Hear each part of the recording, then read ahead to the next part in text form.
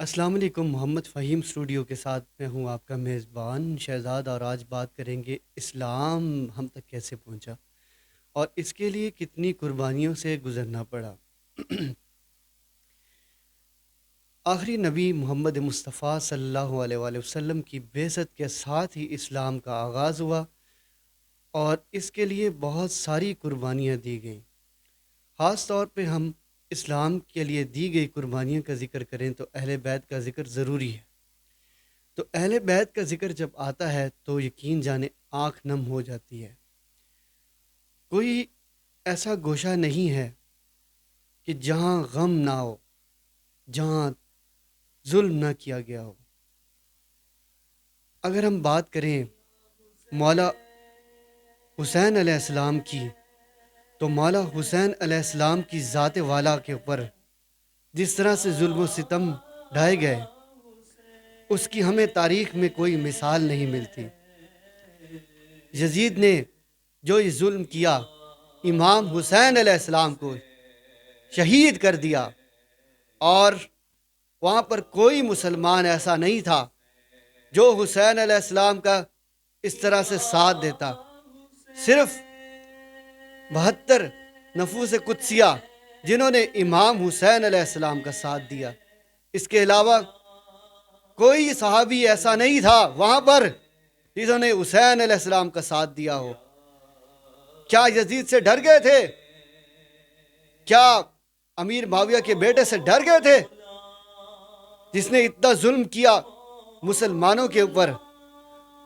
वो कुफी जो खत लिखते थे इमाम हुसैन अलैहिस्सलाम पर, खत लिख के क्या कहते थे कि हम आपकी बैत करने के लिए तैयार हैं। उन्होंने धोखा दिया इमाम हुसैन अलैहिस्सलाम को। जब इमाम हुसैन अलैहिस्सलाम वहाँ पर तशरीफ़ लाए तो उन्होंने फ़ौरन ही अपनी पीठ फेर ली और इमाम हुसैन अलैहिस्सलाम का साथ देने से इनकार कर दिया।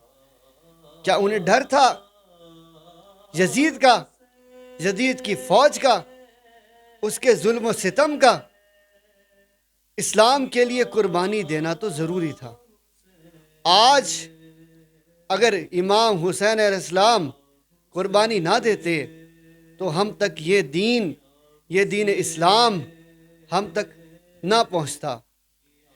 और आपको मैं बताता चलूँ कि इस्लाम को हासिल करने के लिए हमें कोई भी कुर्बानी नहीं देना पड़ी उस तरह से जिस तरह से अहले बैत ने इस्लाम की सरबुलंदी के लिए सर कटाए हैं।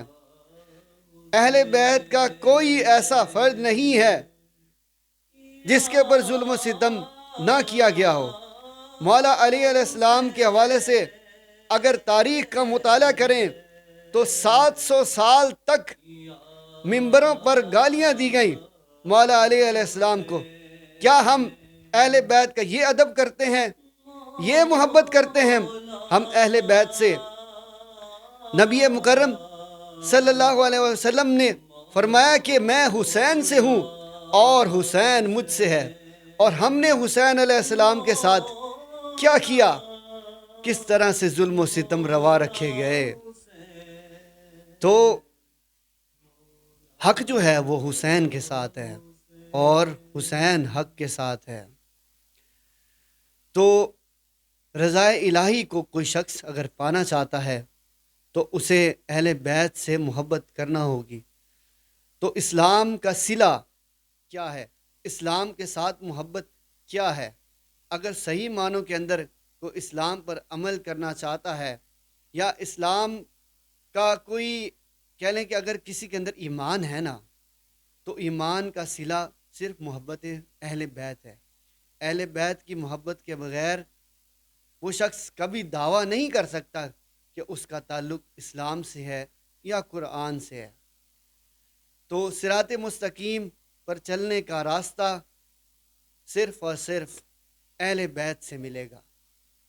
जो अहले बैत की नफ़ी करते हैं, जो अहले बैत के साथ किसी भी किस्म का बुग़्ज़ रखते हैं, उनको ये बावर करवाना चाहिए कि वो कभी भी कामयाब नहीं हो सकते इस कोशिश में, कभी भी इस काविश में कामयाब नहीं हो सकते।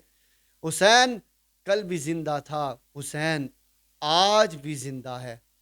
تو ہر قوم پکارے گی ہمارے ہیں حسین، ہر قوم پکارے گی ہمارے ہیں حسین۔ آخری میسج کے ساتھ میں اجازت چاہوں گا۔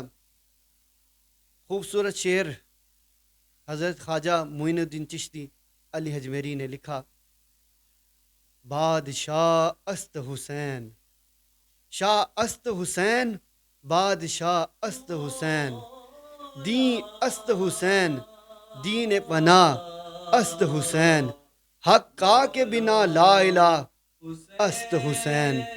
اس دعا اور امید کے ساتھ دیجیے مجھے اجازت کہ اللہ تبارک و تعالی ہم اسلام کے قوانین پر چلنے اور صحیح معنوں کے اندر اہل بیت کے ساتھ روحانی تعلق، پیران پیر حضرت مولا علی علیہ السلام کے ساتھ صحیح معنوں کے اندر قلبی تعلق نصیب فرمائے۔ اس دعا کے ساتھ دیجیے مجھے اجازت۔ اللہ نے کے بان۔